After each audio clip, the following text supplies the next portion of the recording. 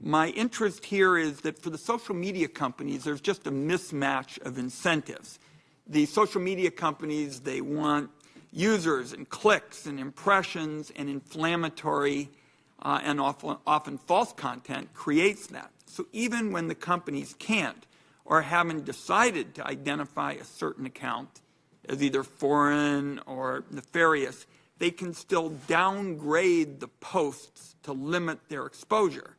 This is an equal or worse problem with conspiracies and junk news as it is with foreign influence. So my question here would be for the three of you, do you think these downranking programs are effective? Are they the kind of thing that ought to be considered part of the kind of toolbox as we look to deal with this problem, Ms. DeResta and the rest of you?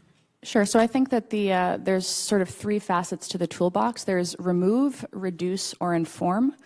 Inform means to add additional context to a post. This is Facebook's framework right now.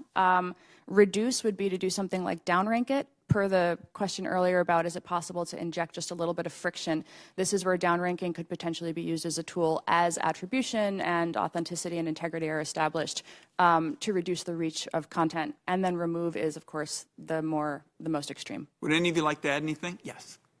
I'd just like to note that we talk about downranking, but we forget that upranking is also part of the process. These platforms are not... You're being way too logical. These platforms are not neutral pipes. Right. Information is not being served up without some kind of algorithm deciding, for most of the platforms, without an algorithm basically deciding what is served up at the top. So when we talk about downranking, we have to start from the premise that upranking is baked into the cake. And so then the question becomes, are these platforms actually somehow prioritizing bad, malicious information, right? That, as we know and as others mentioned in their testimony, gaming these algorithms, whether that's on trying to get certain content to trend or, frankly, getting certain content to rise to the top of Google searches, something that we know that Sputnik and our team... I'm over my time. I just want to be clear. As the author of Section 230, the days when these pipes are considered neutral are over, because the whole point of 230 was to have a shield and a sword, and the sword hadn't been used, and these pipes are not neutral. Thank you, Mr. Chairman.